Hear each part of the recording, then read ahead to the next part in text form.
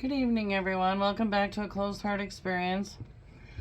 Sorry I didn't get more videos up this weekend. I ended up being busy. I replaced a bathroom faucet. Yeah.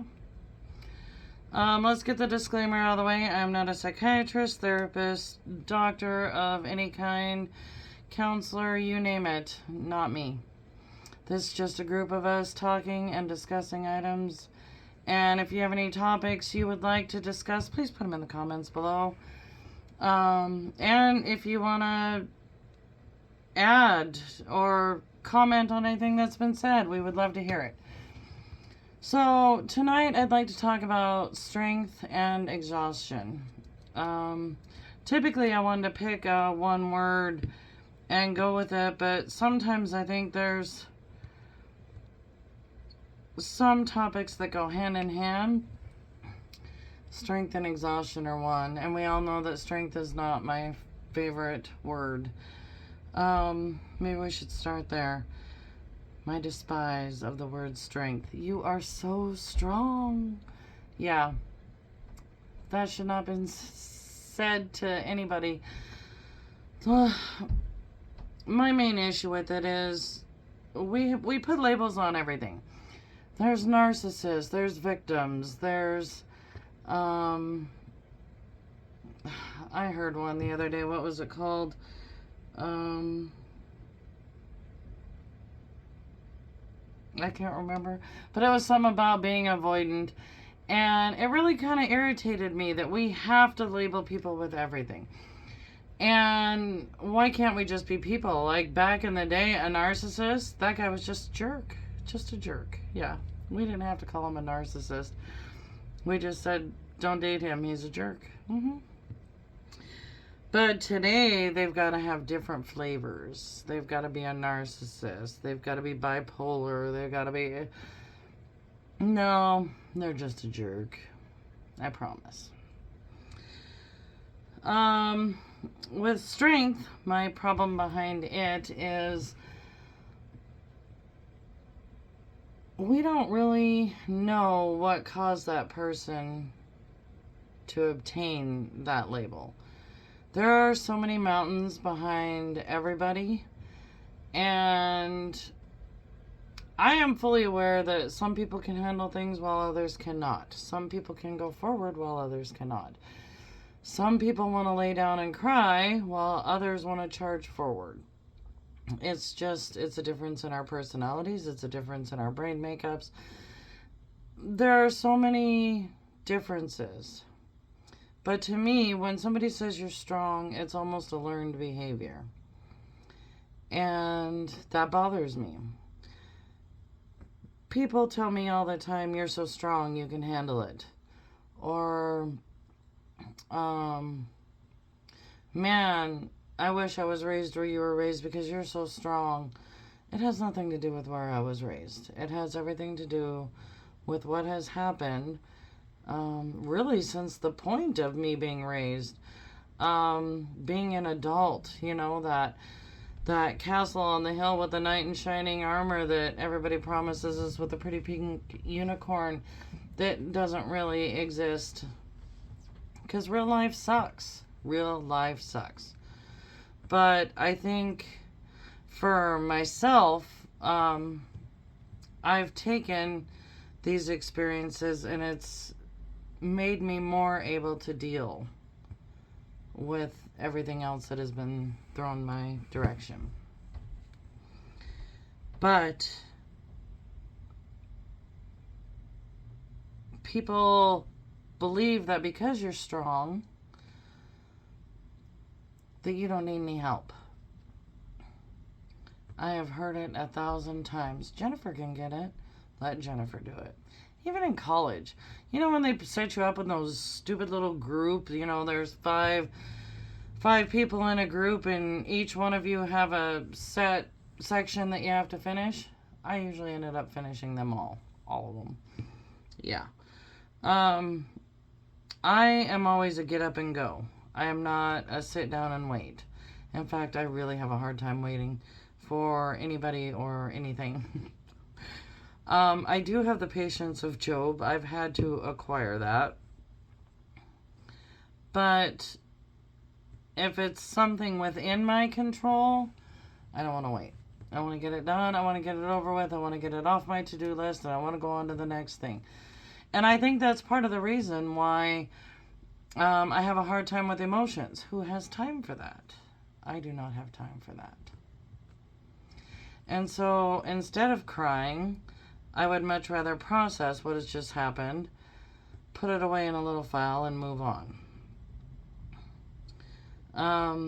I was just told recently that I had a lot of strength.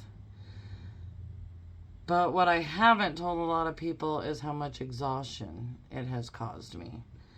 I had a little incident at the end of October, and I'll tell you that story in a second. And to all the friends and family that, well, I didn't really tell too many family members, that got the short version of it, please forgive me. I just didn't want you to worry. But yeah, this video might be a little longer than the rest. I almost forgot where I was going with that. The exhaustion, that's what I was going to touch on. I'm sorry. I don't know if there's anybody else out there, but I could go home tonight, sleep 16 hours, and wake up totally freaking exhausted. I joke with people and say the last 10 years of my life have been a living hell. But I really think it's been since 2019. So there have been other things, but the toughest has been 19 forward. And I know that other people are having the same experience I am. I have clients come in and they cry in my conference room. We sit and talk about a tax return or the bookkeeping I'm going to do for them or this or that. And next thing I know their whole life story in about 5 minutes. My mother always said I have one of those faces. Actually, no, she said I had a doormat on my head for people who wanted to use me. She's not too far off. She said all the weirdos knew where to find Jennifer, and that's true. But I'm not saying my clients are weirdos. What I'm saying is I have one of those faces that people feel comfortable with. I don't know what it is. Or maybe it's just because I say hi. I can go into a grocery store, and up here, people are not very friendly. When I first moved up here, I was almost offended because I would say, hi, excuse me, or wave, and people would grunt and turn and go the other direction. It was a learning experience. Did I stop? No. I still say, excuse me, if I reach for something. I still say, hey, how you doing? And people start talking. You might try it next time you go to a grocery store or Target or something like that. Just say, hey, how are you? You never know what you get. But sometimes it used to upset my husband because we go in for a gallon of milk or something, and I'd end up talking to somebody, and I just had an epiphany. My father used to be that way. We would get stuck in a car. I remember sitting outside the Kmart in Sandpoint, Idaho, just cooking to beat hell because back then, air conditioning wasn't. They had it in some cars, but it's not like it is now. And we'd be hanging our heads out the station wagon window, breathing like, dogs. And he'd be in talking to somebody. He never went anywhere that he didn't meet somebody he didn't know. And I think I've acquired that. Yeah, I just realized that. Anyhow, I don't know. I have what I call my misfit toys. On any given night, I am texting 4 or 5 people. Some are suicidal, some are depressed, some are lonely. I just check in with people. I don't know. Yes, and it's from the cartoon Rudolph. It's just, there's a lot of people that don't have a lot of people. So randomly I'll check in with somebody and see how somebody's doing. It's just been a thing of mine. However, with that comes a lot of burdens. You're picking up other people's problems without even realizing it and carrying it on your own. And most of the time it doesn't matter, but these last 5 years, the strength I have acquired from the burdens, and I don't mean burdens as in, oh, woe is me, poor Jennifer. I mean, there has been a constant problem almost every day. It doesn't matter what day of the week it is. You get up, I try to choose joy, and somebody pees in my Wheaties within minutes, it seems like. 19 is the start of when my husband had the stroke, and I had started a new business between then and there. We had also lost his income, so I had to work extra hours, and that turned into COVID, and COVID I worked extra hours. We already talked about that. Then he ended up in the hospital again. And trying to run a business while being at the hospital and also having to go home to take care of your animals, it left for very little sleep. So I can honestly say my insomnia started 5 years ago. And to the point where I don't sleep hardly at all. And the second incident, I found him on the floor. I thought he had passed away. It was kind of a shock to my system. It was at about 2 o'clock in the morning.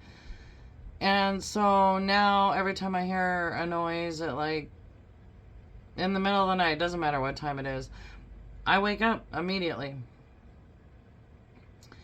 And then I also have a problem with shutting my brain off. I don't know if anybody else is like that. But I constantly have a to-do list in my head, especially when it comes to my clients. Some days are almost impossible. You can't keep up with all the emails, phone calls, and some things the clients don't understand is they are not your only client. That just because they called you doesn't mean, and you didn't answer, doesn't mean you weren't on the phone with somebody else, weren't talking to somebody else, weren't answering an email, weren't working on something. I am typically working from 6 a.m. till about 7 or 8 every night. And during tax season, it's more like 10 or 11 every night. So when I say I'm exhausted, I'm not splitting hairs. Another source of exhaustion, and I hope my husband forgives me for saying this, but the seizure he had in 2023 really left him with a horrible memory.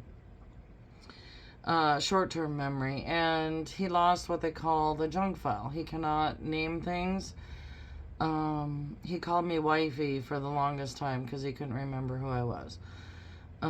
It was so bad that he was in the hospital for almost 2 months. And when he came out, it was extremely difficult. I could not leave him for long periods of time. He could not use a restroom by himself. And I am still his memory. There isn't a day that goes by that I don't repeat something 5 to 10 times a day. The same thing. Just for instance, yesterday we talked about carrots. This morning he texted me saying that we needed more carrots, and I said, yes, we talked about carrots yesterday. And he doesn't remember. Period. He doesn't remember. Not his fault at all. But something else happened at the end of October, and I suppose I should probably get this story out of the way. We've been having a problem here in Anchorage with homelessness. We have a lot, and where my office is located it was very close to, I guess, what they call death row, where a bunch of homeless are living. I didn't realize that until after this incident. But all of a sudden, I had been gone this summer, and when I came back, we had a lot of people in our parking lot. One lady I thought was dead. I literally had to go check on her to make sure she was still alive. I watched her drinking and popping pills. And another guy climbed under my car, started punching things, started fighting something behind him. I mean, it's been one thing after another. We've had people passed out on our stairs. Naked guy running down the street in front of us. It's been lively since July. Well, about, I would say 2 weeks into October, this gentleman walked by me and asked me if I owned one of these businesses. And I said yes, and kind of cocked my head towards, I was outside. I'm playing with the flowers, pulling them actually for winter. And he said, well, it's nice to meet you. I'm new here. And I said, oh, good. I hope you enjoy it. And anyhow, I talked to him briefly, just real briefly. Well, at the end of October, I had decided before winter got too terribly cold, I needed to clean my car out.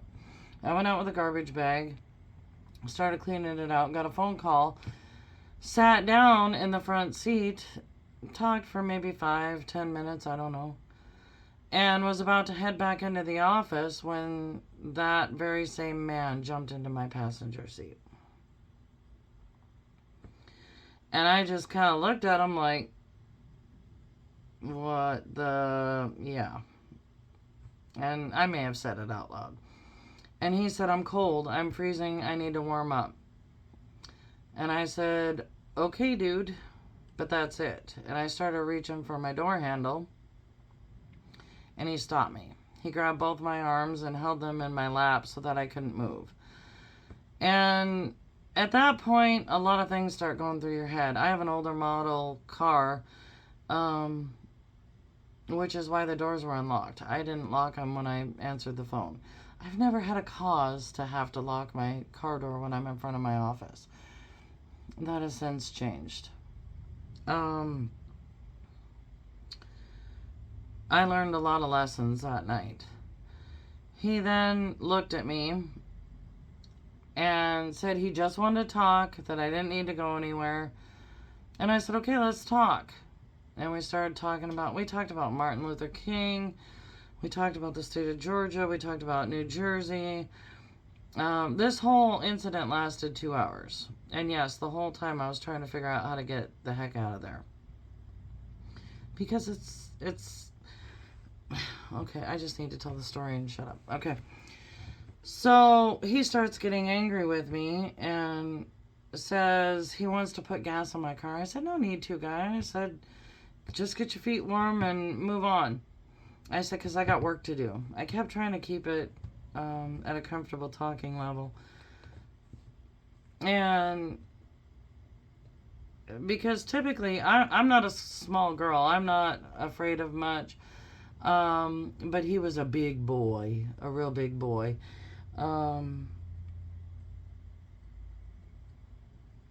Anyhow, he put his arm across my chest, across here, and pushed me back against the driver's seat.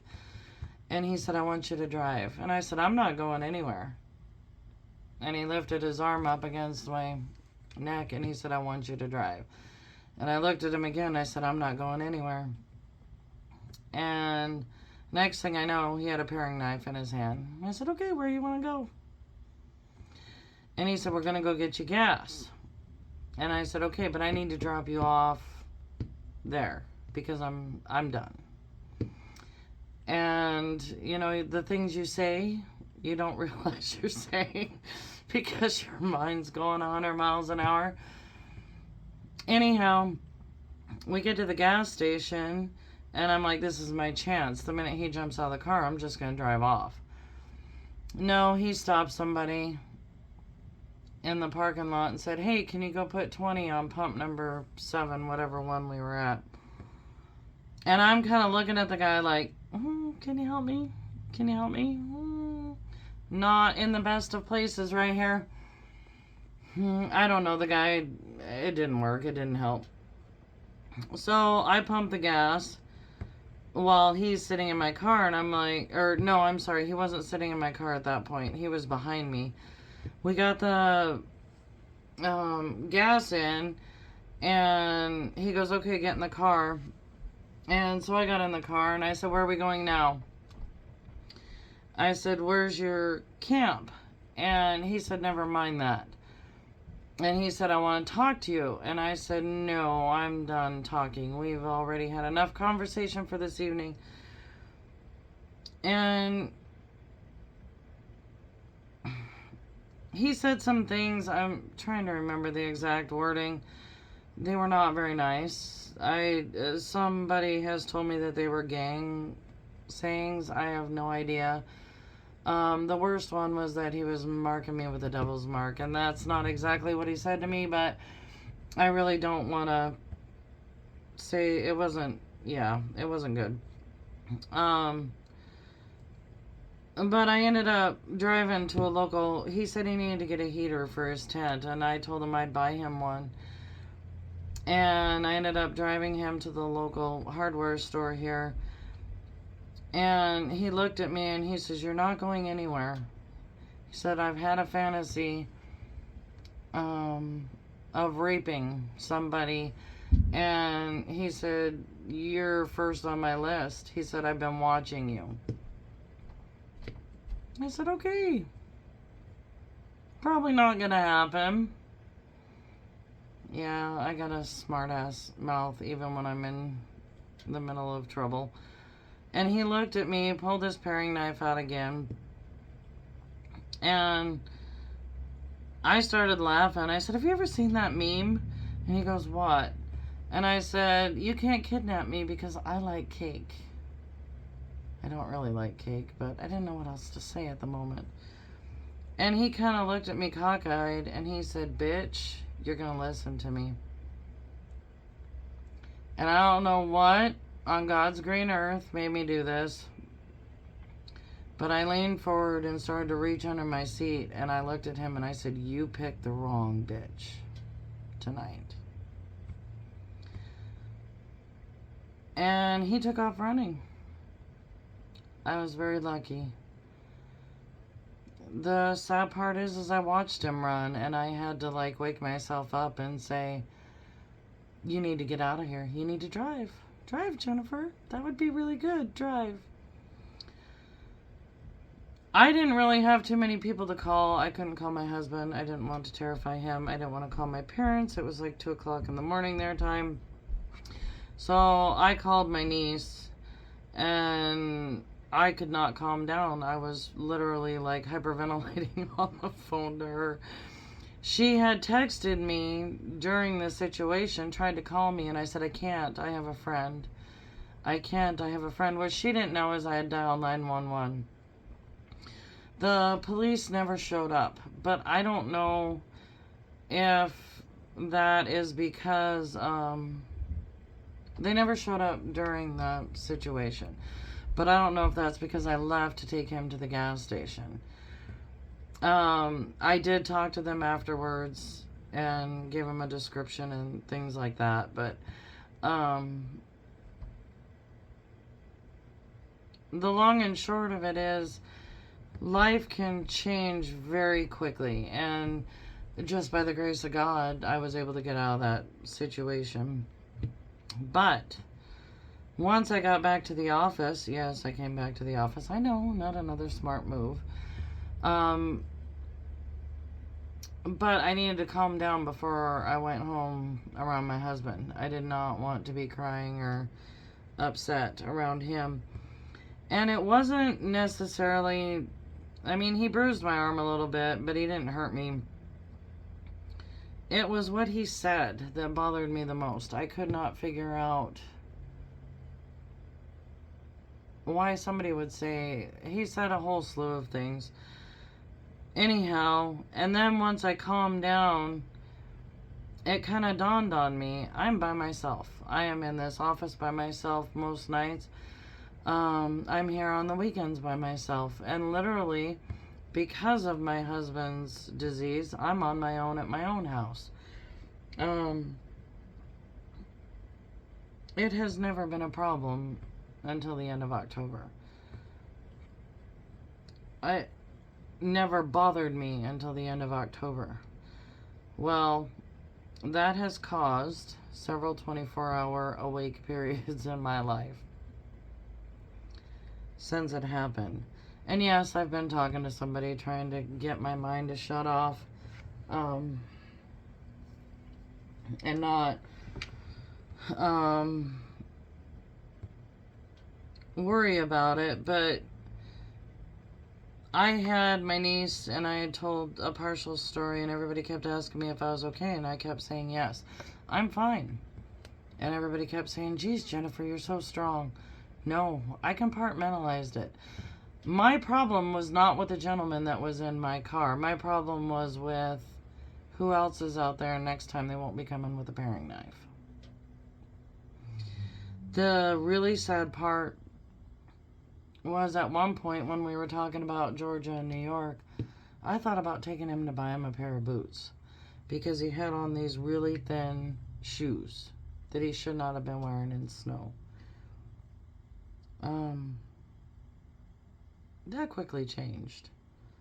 Yeah, especially when he started saying he was marking me with the devil, which reminds me, if anybody's ever heard that, can you tell me what the devil's mark means? I was told that it meant that you were marked for rape or murder or something else along those lines, and I'm kind of hoping that's not the case.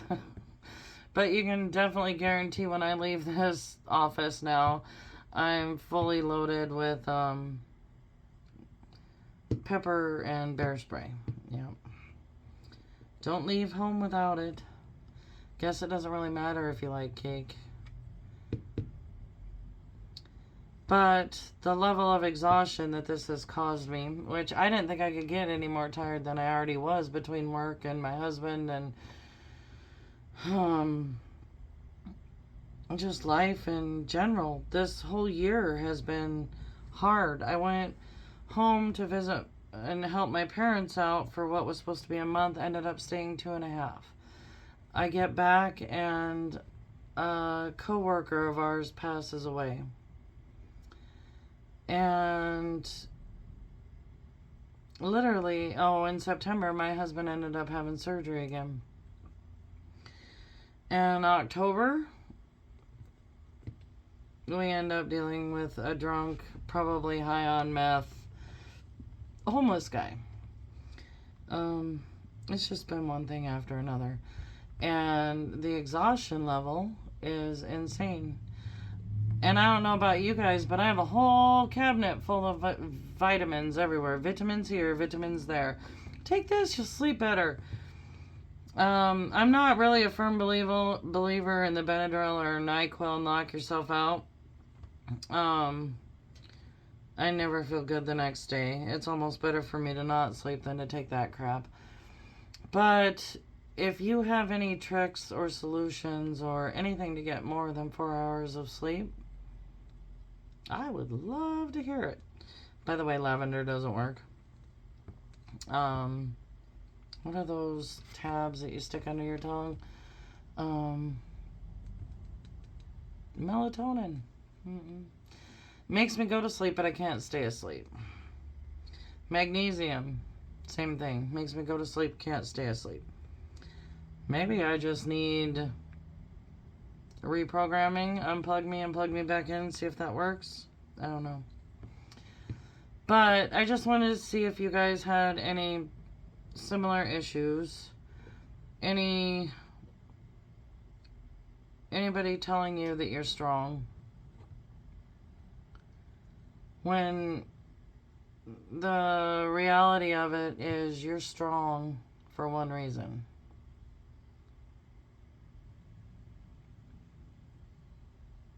I really don't know how to elaborate on that. And some of it I do know I've caused myself by helping others pick up their burdens to make their load a little lighter because I knew how heavy it was when I was doing it by myself. Would I change that? Probably not. No. But the next time you see somebody in need, even if it's just a 5-minute talk, that day, it was about 5 days after, I called a friend of mine. I said, what are you doing on Sunday? What are you doing on Sunday? I've really been trying to hold this in, and I just need to talk to somebody about it. She came down and talked to me for like 6 hours that day. You want to talk about awesome? I was very thankful. Very thankful. And we covered everything of this year. I say a lot, don't I? It's a habit I picked up when I was teaching accounting classes. The students would sit in the classroom and ask a question, and I'd be like, no. I just like to mess with people. I'm sorry. But I guess I should end this here and leave it with a little thought in your brain that the next time you think about telling somebody how strong they are, maybe spend 5 minutes hearing about why they're that strong. Can we start to take 5 minutes out of our day to listen to other people and not be so busy? Isn't that what this whole world is about? Helping each other, not self-serving ourselves, and how we can get ahead and get the better pool than Betty has down the street. I think if we all started turning and helping each other and just listening and not answering other people's sentences, just listen.